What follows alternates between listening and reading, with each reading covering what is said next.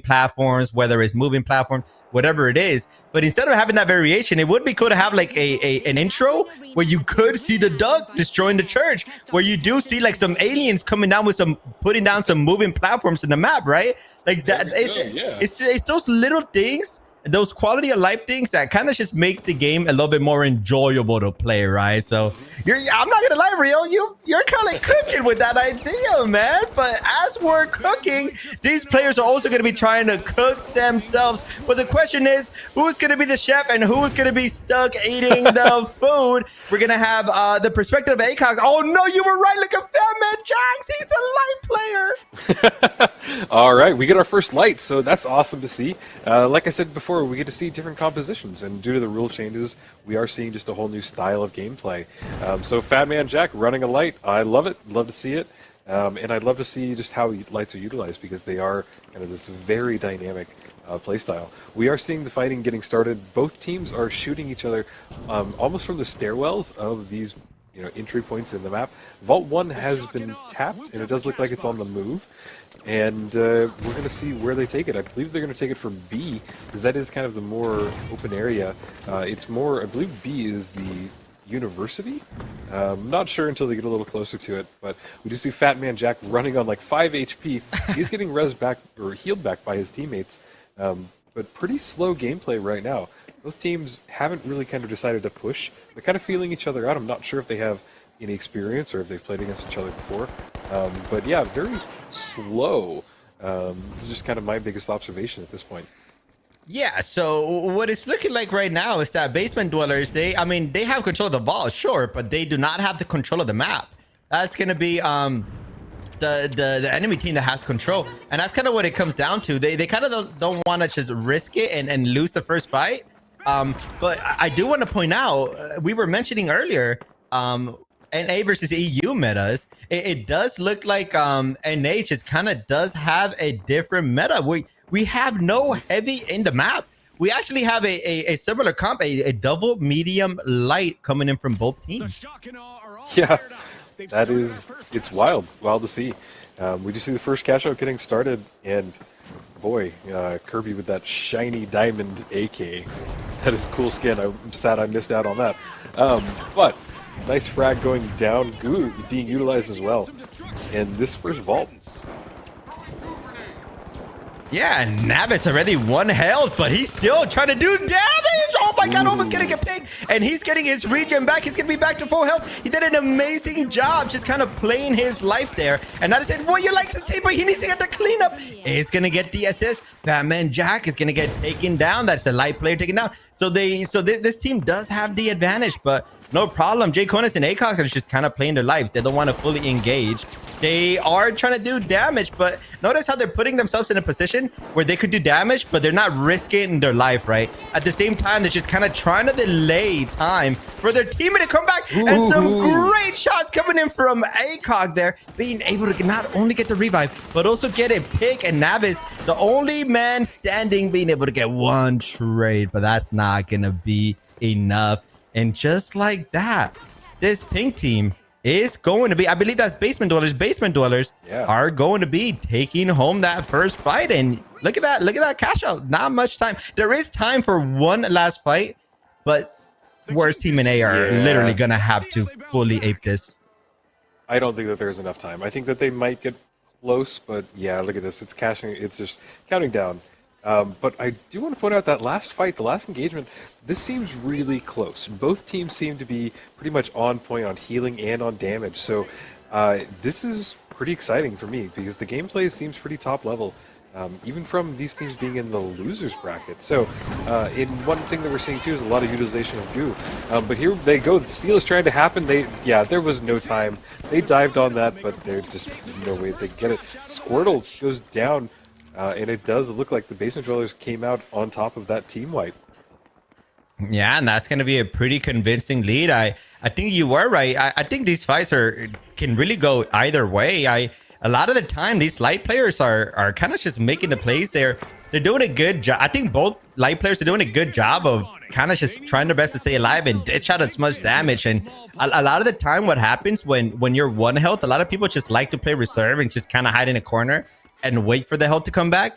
But these light players instead, I like the way they're playing. Even though they're low health, they're kind of playing like they're full health, right? They still have that confidence in them. They still got that dog in them. They have no problem trying to dish out damage, even though they're one shot. And I think that's going to be the main difference here. It's which light player is going to be able to entry and do as much damage as possible, because that's kind of what a light does. Light, like, you know, they don't have much health, but they do have that damage. So which light player can stay alive and get those sneaky picks?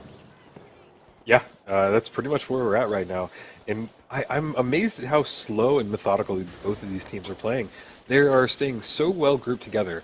Basement Dwellers is a great example of this right now. You can see that the comms and the communication by their IGL is pretty on point. So we are seeing these small fights, no real commitment until somebody's been damaged low enough that they can make a move. It does look like the worst players in A have grabbed the cash out, the vault, and they are doing their best to run towards, I believe, C and get it started. Yeah, and the fight has already started. Haycox with 2 health needs to be very, very, very safe, or they're going to die. But Fat Man Jack trying his best, but not really going to commit to that fight. They're just going to let that player kind of just escape. I mean, Fat Man Jack right here, he could play aggro and possibly get this pick, but Squirtle not afraid to continue the fight here, as they kind of just have to play a little bit reserved. Navis is about to come up in 1 second, so they kind of just have to wait for that regroup. And that's exactly what they're going to do. But there's a player super far away. This is a 3v2 for now, as Kirby already taken down. It's going to be up to Squirtle and Navis to try to clutch this up. And again, I want to see that. Oh my lord, what an amazing play, bringing down the statue and bringing down the cash out as well. Some amazing plays going on, and the jump pad there to also just put Saw on the wound, and they're able to, oh my god, wait, the cash out went back up, and they ended up closing the floor. So they're back to where they started. They're back to where they started. WorstPlayersNA kind of have the advantage right now, but as I say that, one of their players are going to get taken down, and this is looking like a straight domination from Basement Dwellers. They should be able to win this fight, as Fat Man Jack doing a lot of damage. I want to see him play aggressive on that last player, but it might be the strategy. Just keep Squirtle alive here. Squirtle actually, he doesn't care that he's the last one. He's still trying to, he was still trying to steal it. And you know what? I think that's kind of smart. The reason why, personally, I think the reason why he stole it, he knew he was most likely not going to win that 1v3. But something that I noted earlier in the previous match is it takes longer to wait for your teammates to respawn. It's actually quicker if you guys full wipe, because as you can see, they're all up again and they're coming back to the fight already. And now you're coming back as a team. So it might be better to do that. But you know what? It didn't even matter, because the cash out is already over. Yeah, that was really quite an amazing play. Just that whole setup there, where the use of the D-mat to drop the cash out down and then dropped it down onto the bounce pad and then have it bounce back up into the second area. You could just see the chaos. I'm just saying. I'm just saying that might be me. Maybe not. Who knows? It could be somebody impersonating me. I don't know. I'm just saying. I see a CL40 in the map. I might be raging at you. I will use the CL40 until I die, because it is the best gun in the game. Come fight me. Oh, anyway, my God. Here we go, getting started on Monaco. Much different game, much different map than Sis Horizon. So we don't have any variation from what I can tell. It looks like this is standard issue. Full daylight. We see that the church is still standing. So this will be a great standard issue map. Yeah, exactly. And now we have Fat Man Jack switching guns, using a DMR instead. And oh, J. Cone is actually using a pike as well. So we have 2 DMR users, Fat Man Jack and J. Cone is both using long range guns.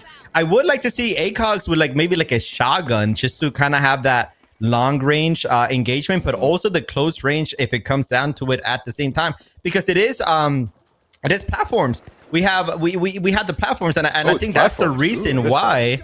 Yeah, that's the reason why we have these DMRs coming out, which kind of makes sense. If you don't know, the cash outs are always pretty much going to spawn on top of those platforms, so you might as well take advantage of that long range. Yeah, and honestly, when I see this map come up, I pull out the pike, because I think that it's just the perfect way to get that medium range engagement. Like, you can be just a nice distance away, have the sight advantage on them if you're running a scope, or kind of medium range if you're not running the if you're running just the bare non-scope version. I'm running out of words, but we will see that a lot of the fights happen on the rooftops, and that's what we are seeing here. But a lot of damage going off. Even Fat Man Jack is running the kind of medium range sniper on his thing. But there's the DMR being used, but no team engagements happening right now. Just a lot of this chip damage from rooftop to rooftop. Exactly, and this is just the healer's job. They don't really get time to shoot too much. Their job is just to make sure their team does not die and they're nice and healthy. So this is just a battle of the healers, just trying to heal their teammates as they're kind of just praying that the other two teammates just kind of get that pick. And I mean, if you're basement dwellers, you definitely want to take these fights because you have the guns for it. And look at that, ACOG didn't even get shotgun. He's actually using an AKM. So all three players have a long range capabilities here. As WorstPlayersNA actually taking control of the church, which is an amazing position here, because this is essentially the best position in the map. You can oversee pretty much everything, and there's a lot of areas where you can just head glitch, which is exactly what we're seeing from KirbyBot, trying their best, but they are a little low. They don't have a healer. They have two lights and a medium, but the medium is not a healer. That is very, very risky. So if you're basement dwellers, you want to take these engagements, because as soon as you get somebody low, that is your cue to engage. So, I mean, based off the composition, I got to give it to basement dwellers. Yeah, they have a really good comp, and I do want to point out, though, that WorstPlayersNA, Kirby is rocking the level 5 skin on that pike already. So you know that they are a beast with that pike. At least they use it pretty obsessively. So I would be a little worried on the basement dwellers. Somebody just coming in, swinging with that. But look at that. Long range hit. And it does look like Navarro is low. Or Navas, I'm sorry. And yeah, no vault has been started yet. No cash out is being played. We are still fighting over this first vault. Yeah, and I think what happened there, the vault was kind of in the floor in the middle of everybody, but I think it was Fat Man Jack that went invisible and put a teleport down, and that's how we were able to see basement dwellers kind of take this positioning in B, although they weren't able to take the vault with them, and because of that, Navas is going to take full advantage of this and being able to take down Jay Cordes. That was an amazing first pick, and just like that, they're going to be able to win that fight. And finally we see WorstPlayersNA kind of just finally take control of the map here. Yeah, and I don't even know if they're going to get it started on B. Are they running for it? No, they are running it to B. Okay, cool. Usually the strategy here is you try and bring it down, or you either set up and make sure that there's no way to get onto that platform. So it does look like they are going to try and play off the platform and play for time and then maybe drop it later. But if you are the aggressing team, you do want to try and drop this platform immediately, because the longer it stays up in the air, the more time you're just burning. So that is the kind of interesting thing about these suspended structures. Yeah, and you look at that. The cash out is actually down in the floor, which is amazing, because now they're just kind of sitting in a height advantage and they don't really have to do anything. Literally all they have to do is just kind of kill time. Make sure they don't take too much damage, right? They do have two light players, and one of them is running an SMG. So the fights are not really in their favor when it comes to long range fights. But as I say that, we're gonna get the first blood. Jay Cordes once again being taken down. They need to get that revive ASAP, but they still got a lot of time to work with here. It's not the end of the world getting first pick, right? WorstPlayersNA could have technically played very aggressive there, and they might have been able to win that fight, but you don't have to take those risks either. So I mean, I'm not mad about the fact that they got the first pick and they didn't do anything about it, because at the end of the day, they are just delaying as much time as possible, and just like that, there's only like 45 seconds left. They were trying to throw a grenade, but they weren't able to. And you made a very strong point, Rio. This basement dwellers, it would be smart for them to take down the platform where WorstPlayersNA are. But Fat Man Jack is going to play aggressive. One shot going to be able to take one player out, but They are very low. Not that much time left. At this point, even if they win the team fight, they're not by not steal it. Oh my god. I'm trying to see who that this player is clutching up. Who was that? Are they gonna be able to get the steal? The nade is gonna come in, but oh my god. Basement Dwellers with a last second steal. That nade actually almost happened. Them.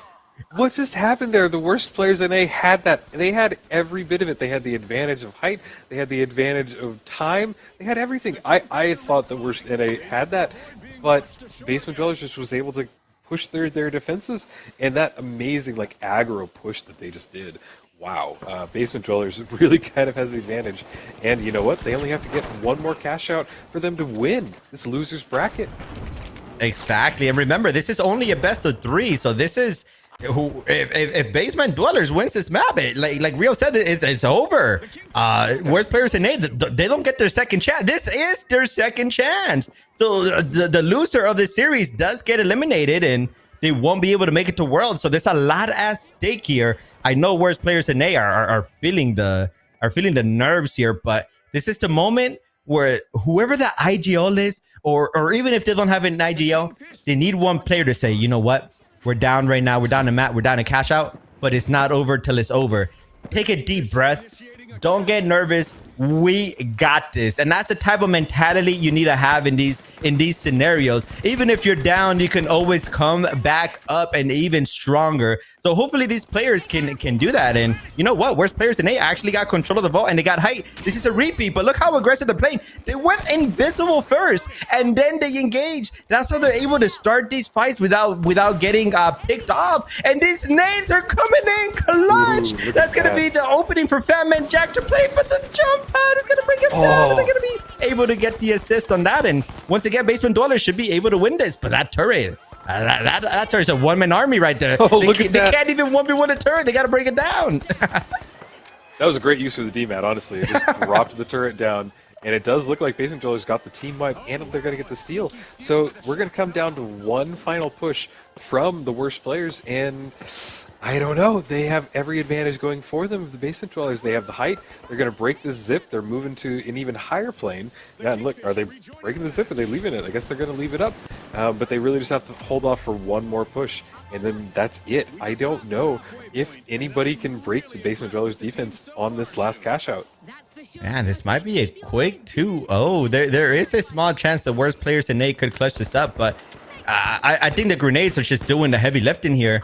And that's kind of what I'm seeing right now. Like, these nades are doing too much, and there goes one nade. Are they going to be successful with that? Not sure they were able to hit it, but that jump pad, I think that was an accident. The whole jump pad is still going to be able to get the revive though, and that's huge. This is the opportunity that worst players need right here. They did a lot of damage. They got the first pick. They kind of just have to clean up. They have to steal this. They cannot let go. It's now or never. Are they going to be able to get it? They got it. They got the steal right at the end, the very last second. Oh my God, what an amazing play. And you kind of just have to do that. Like, in those situations, you kind of just have to trust your teammates. Whoever's stealing it, they have to be just confident in their teammates enough to just kind of hold it. Because if you let go just to get that last kill, is GG's, because even if you get that kill, you're not going to have time for that steal. So amazing play coming in, confidence, trusting their teammates, and that's what's going to result in them winning that second cash out. And now all of a sudden, it's anyone's map.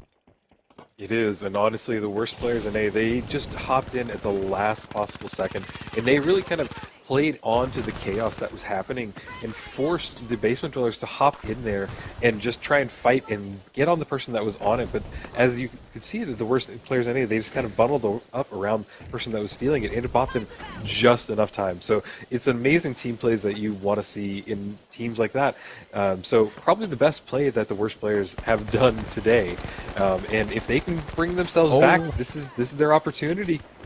That was a lot of damage coming in from Squirtle. Squirtle's absolutely beaming right now, not being able to clean up anybody though. And now Squirtle is on the run, trying their best to stay alive. And I think one thing to know here is that I could be wrong, but I don't think I've seen a trophy system or an APS coming down, which is kind of like what's going on right now. The grenades are kind of doing the heavy lifting on both teams, and I mean we have mediums all over the map without a without a trophy system. I think that's kind of like what's going on. If one of these mediums were to run a trophy system, these nades would be absolutely useless.